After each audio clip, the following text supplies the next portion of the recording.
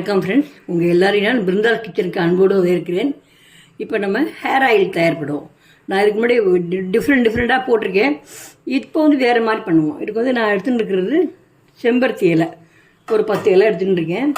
அதுக்கப்புறம் பசு மஞ்சள், பொங்கல் சமயத்தில் வாங்கினது, அப்படியே ஃப்ரிட்ஜுக்குள்ளேயே கிடந்தது.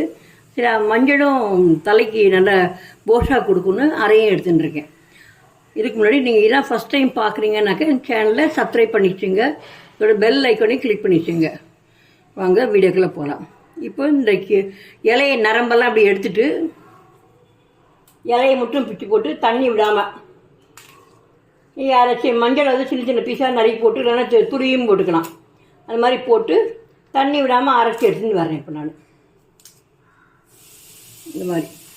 இந்த மாதிரி நரம்பு எடுத்துடலாம்.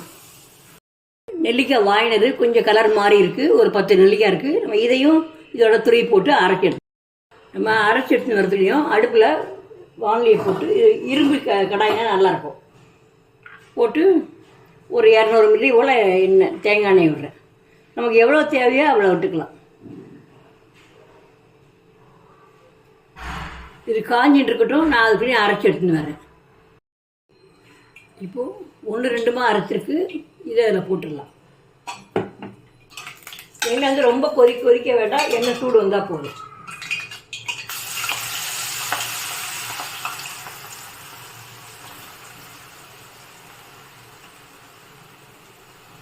அடுப்பு வந்து சிம்லேயே இருக்கட்டும். சிம்லேயே வச்சு நல்லா இந்த ஓசையெல்லாம் அடங்கணும், இந்த பபுள்ஸ்லாம் வராமல் இருக்கணும்.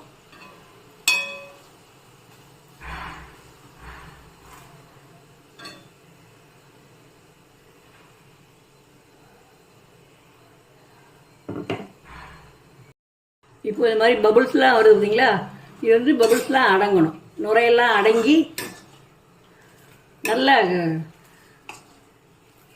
காஞ்ச உடனே தான் நம்ம வந்து அடுப்பை அணைக்கணும். அது பாடு காயட்டும். அடுப்பை சிம்மில் தான் வச்சுருக்கேன் நான். இப்போது பபுள்ஸ் எல்லாம் அடங்கிடுச்சு. இப்போ நம்ம அடுப்பை அணைச்சிடலாம். அது நேரமும் உங்களுக்கு பார்த்தாலே தெரியும், மாறிடுச்சு. இப்போ அணைச்சிட்டோம்னாக்க அப்படியே நீங்கள் ஒரு நாள் ஃபுல்லாக வச்சிடலாம். நம்ம நாளைக்கு எடுத்து அதை நம்ம வடிகட்டி பயன்படுத்தலாம். எண்ணெய் காய்ச்சி ஒரு நாள் ஆயிடுத்து. இப்போ நம்ம எடுத்து அதை வடிகட்டிடலாம்.